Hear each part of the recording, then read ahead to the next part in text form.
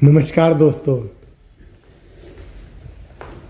हमारी ये प्रकृति माँ, हमारी ये प्रकृति कितनी सुंदर है, कितनी शानदार है, कितनी जीवंत है, कितनी कल्याणकारी है, कितनी प्रेम करने वाली है। इस बात का जिक्र तो इस धरती के जितने भी कवि हुए हैं उन्होंने अपनी कविताओं के जरिए खूब सुंदर तरीके से किया है। शायरों ने भी प्रकृति की रचना के, प्रकृति के प्रकार के, प्रकृति की उपयोगिता के और प्रकृति प्रेम के खूब गीत लिखे हैं, खूब गज़लें गाई हैं, खूब लिखा है इस पर। ऐसे लेखकों ने भी प्रकृति की सुंदरता की चर्चा करने में, उसके गुण गाने में, उसके गीत गाने में कोई कसर नहीं छोड़ी। हमारे धार्मिक ग्रंथों में भी जगह जगह पर प्रकृति की महानता का, प्रकृति की विशालता का, प्रकृति की पावनता का चित्रण नज़र आता है। इतना सब होने के बावजूद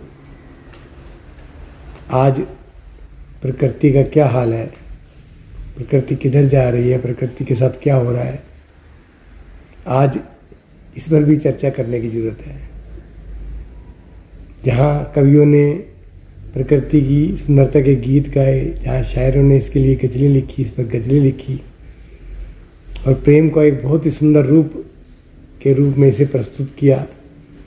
आज इस प्रकृति माँ को, इस प्रकृति को ज़रूरत है कि आज वो कवि, वो शायर, वो गीतकार, वो लेखक सामने आए, वो बुद्धिजीवी सामने आए जो प्रकृति के संरक्षण के लिए, संवर्धन के लिए और इसकी उपयोगिता को कैसे बढ़ाया जाए इसके लिए गीत लिखें, इसके लिए कविताएं लिखें, इसके लिए लेख लिखें और इसके लिए ग्रंथ लिखें।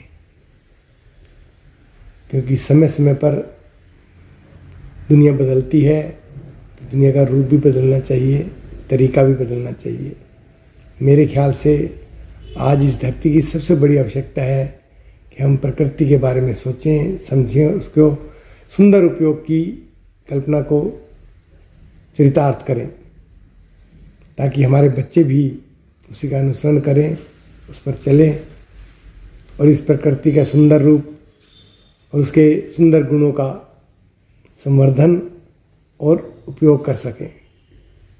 तो दोस्तों, प्रकृति माँ बहुत खूबसूरत है, बहुत सुंदर है, बहुत मन भावन है। आप देखते हो आजकल व्हाट्सएप पर जो भी मैसेज आते हैं उसमें प्रकृति की बहुत ही सुंदरता के चित्रण किया जाता है। बहुत सुंदर सुंदर सीनरियाँ डाली जाती हैं, बहुत सुंदर सुंदर चांद सितारों का जो है दृश्य दिखाए जाते हैं। बहुत सारे सुंदर फूलों के बगीचों के दृश्य जो है हमारे व्हाट्सएप पर, हमारे मैसेज में आते हैं। तो आज इन मैसेज को, इन व्हाट्सएप के सुंदर सुंदर चित्रों को धरती पर उतारने की ज़रूरत है, तो धरती पर काम करने की ज़रूरत है। क्योंकि मेरा मानना ये है कि प्रकृति ने इस धरती पर हाथी जैसे विशालकाय जीव को बनाया, चींटी जैसे सूक्ष्म जीव को भी बनाया, पानी के अंदर भी मछली को भी बनाया और व्हेल मछली को भी बनाया और शार्क मछली को भी बनाया और बड़े बड़े जीवों का निर्माण किया, छोटे छोटे जीवों का निर्माण किया, कीट पतंगों का निर्माण किया, पक्षियों का निर्माण किया, पशुओं का निर्माण किया। लेकिन किसी को भी इतनी काबिलियत नहीं दी कि वो प्रकृति का संवर्धन कर सके। किसी को भी ये ताकत नहीं दी कि वो प्रकृति के बारे में सोच सके। किसी को भी ताकत नहीं दी कि वो प्रकृति को बेहतर बनाने के लिए हाथ पैर हिला सके, हाथ पैर चला सके। एक मनुष्य को ही परमात्मा ने, प्रकृति ने वो दिमाग दिया, वो हाथ पैर दिए, वो शरीर दिया कि जो इस प्रकृति का संवर्धन, संरक्षण और उपयोगी बना सकता है और उसकी उपयोगिता का फ़ायदा उठा सकता है। तो आज हमारे को ये समझने की बहुत बड़ी ज़रूरत है कि प्रकृति हमसे क्या चाहती है, क्यों चाहती है, कैसे चाहती है और उस पर अमल करने की ज़रूरत है।